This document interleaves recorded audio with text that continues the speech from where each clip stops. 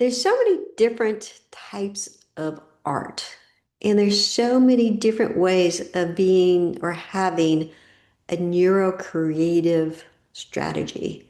And today's guest is going to share with us some tips on neurocreative strategies. Building spirituality, family, health, and business. This is The Giant Builders with Lois Wyant. Hey, Giant Builders, welcome. I'm so glad that you're here. Today's guest is Rory Lemon. Hi, Rory. How are you? I'm good, thank you, Lois. Good. Nice, Can nice. you can you tell our listeners a little bit about yourself and what you do? Yeah, sure. I I didn't know who I was for a long time, and I guess it's a consistent growth in terms of learning about that. So that's the very first thing I noticed that I'd taken from external evidence was the exam results of school with grades coming along and thinking, oh yeah, okay, so I'm not academic kind of person.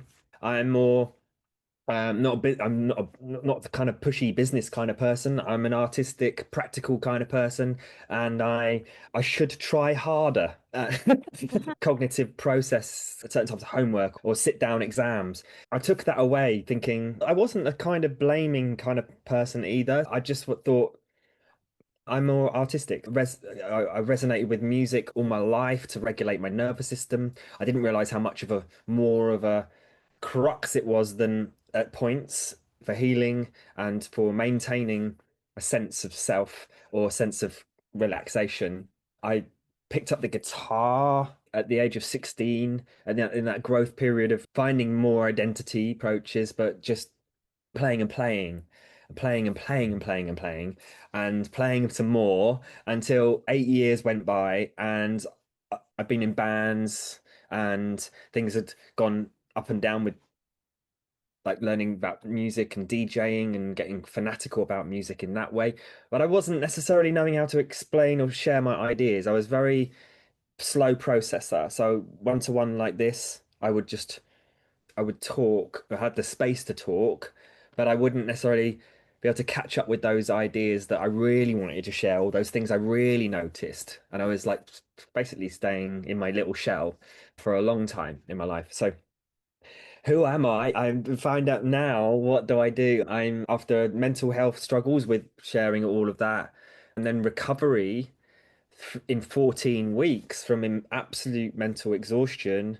I was like, wow, what happened there? Reflexology helped me to recover from that in 14 weeks. This sense of anxiety loop, panic, even could be called psychosis at that point in my early 20s. And I recovered and I was like, wow, people need to know about this, but I don't know how to describe it because back then, a man talking about emotional issues or mental health issues and holistic health and wanting to help people with massage wasn't necessarily much of a thing either. So I was like always finding myself in out of sorts situations trying to push for something that was very forward pushing, very visionary.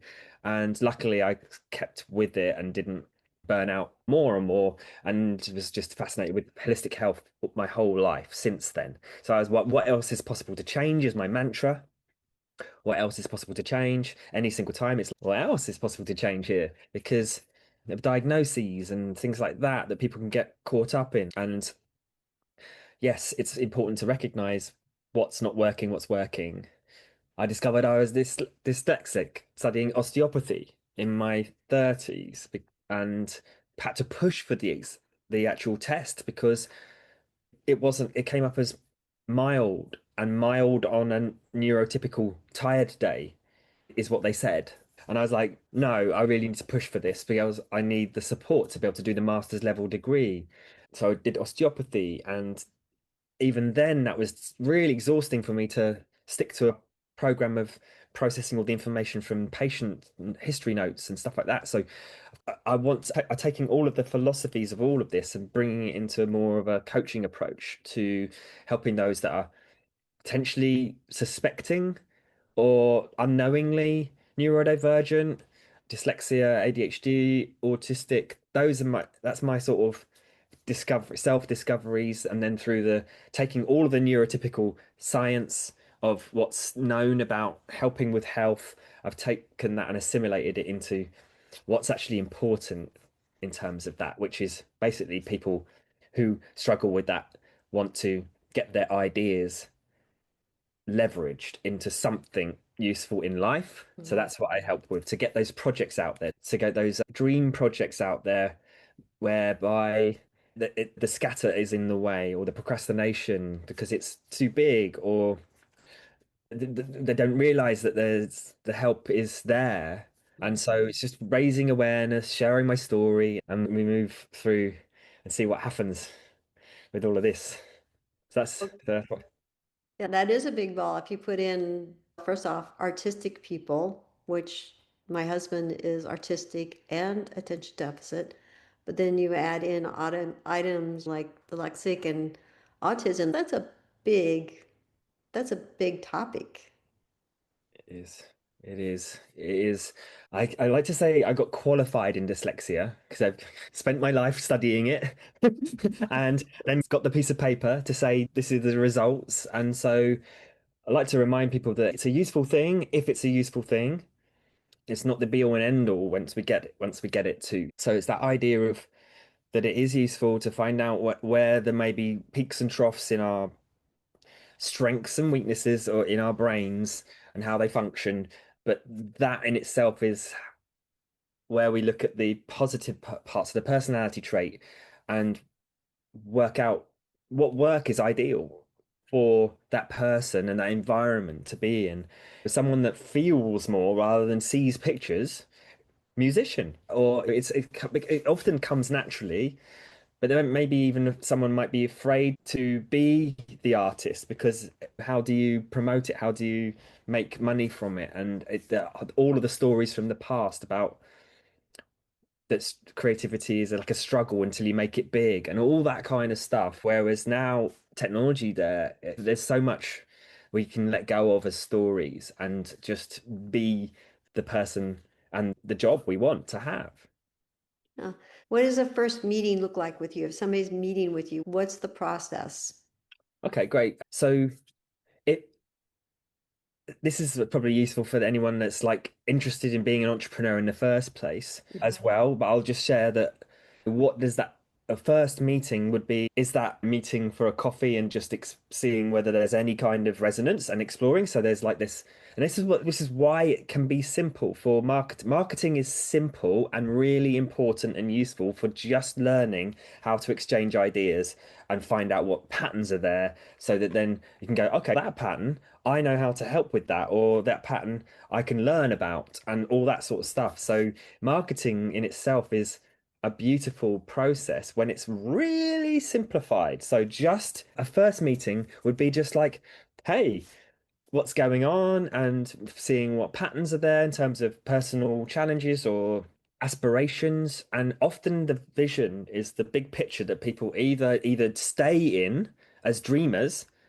and or they are in the moment and either making themselves wrong about the moment or just dealing with the moment, and the middle ground is not connected together.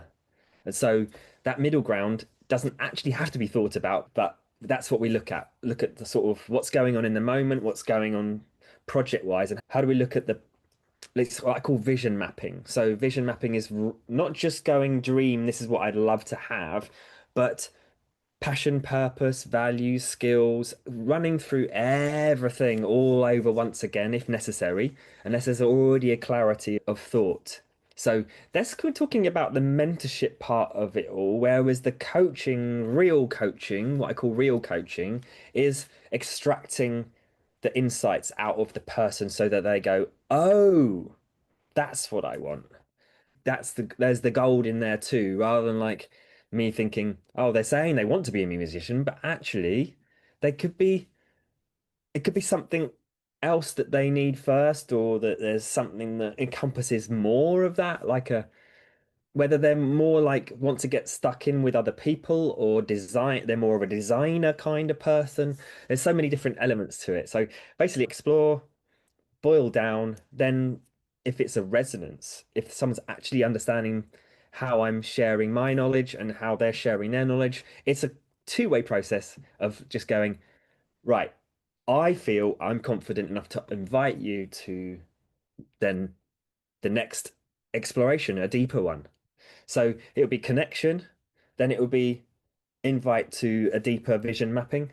And then from even that, then it's only then do we want to even talk about offers and ways to work together because how it's not, oh yeah, change, I want to change my life, just press a button. Wouldn't that be nice? Yeah. Tell me a little bit about the books that you've written. Oh, yeah. Thank you. So they're really representative of what's possible.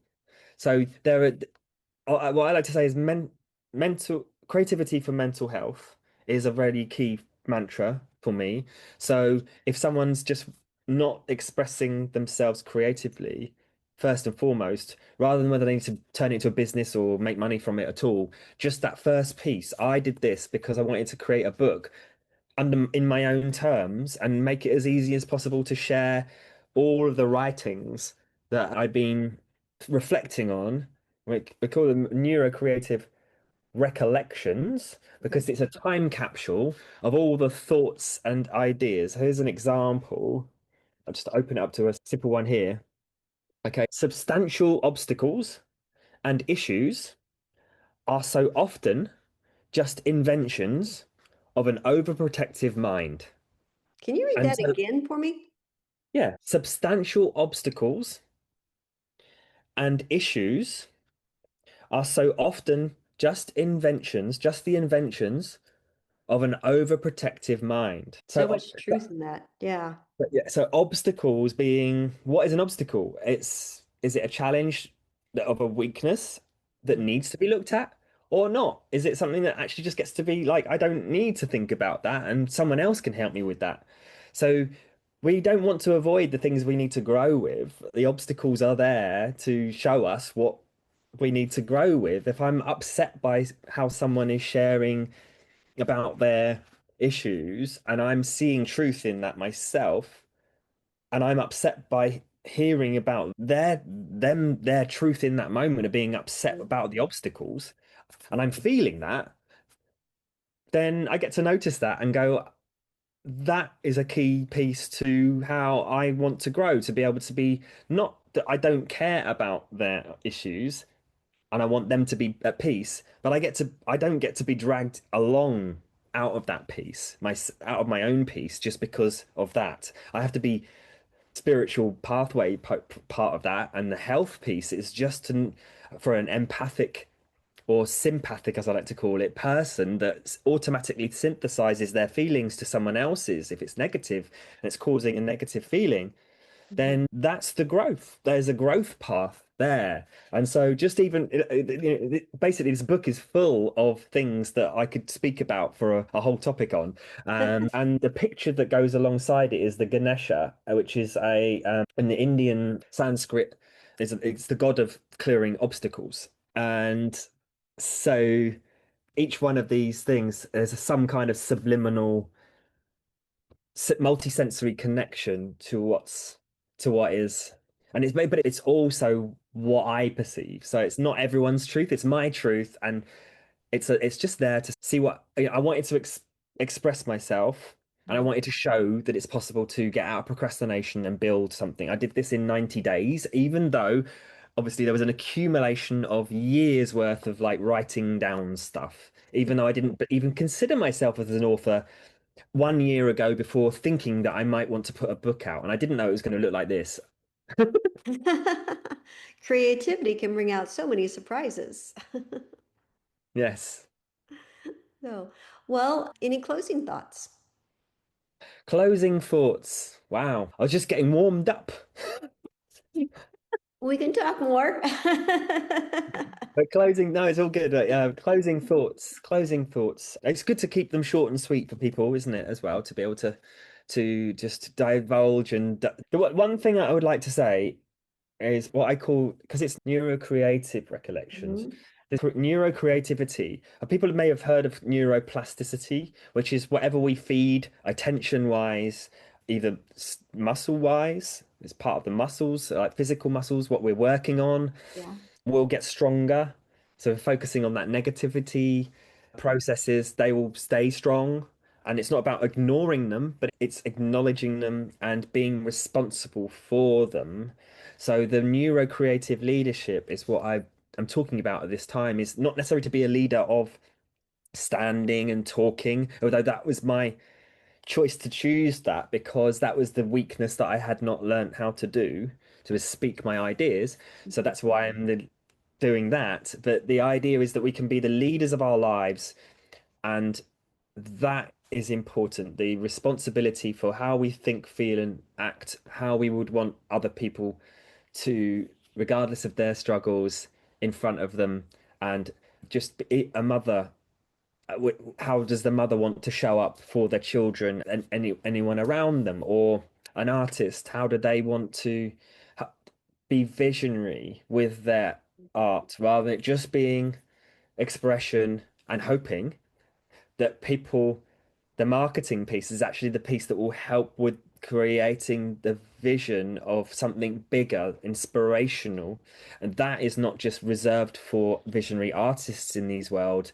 We can all develop that as the artists of our lives. So the closing thought is neurocreative leadership for anyone that's heart-centered, neurodiverse, and creative that wants to be visionary with their project and have a message that shares through their art. That's when people buy it. That's good. And there's just so many levels of art.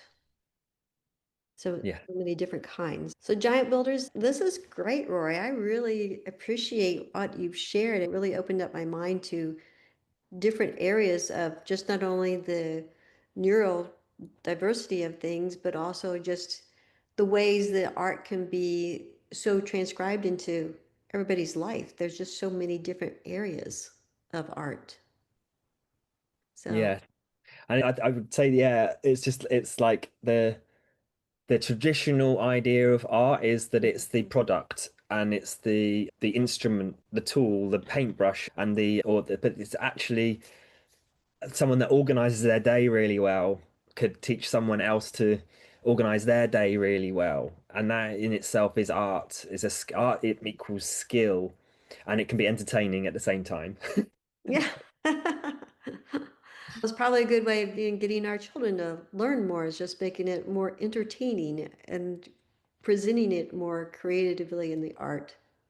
Yeah. Yeah. And thank you, Lois, for your neurocreative leadership in bringing these messages to others. It doesn't, it's not to be taken lightly, but the one conversation, hit one person hearing this might might change their life. They might just be like, "Oh my gosh, just one concept to know that they could do this or do that." I'm not here to say I can help everyone, but anyone resonating, please feel free to connect. I'm here to have the conversations and see what's resonant, and I'm happy to just share whatever I can help with, regardless of whether I can work with them or not.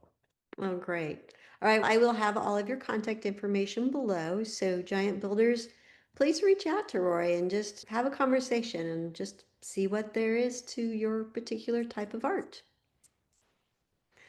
All right, giant builders. Amazing. Well, thank you, Rory. I really appreciate it. All right, giant builders, we'll see you next week.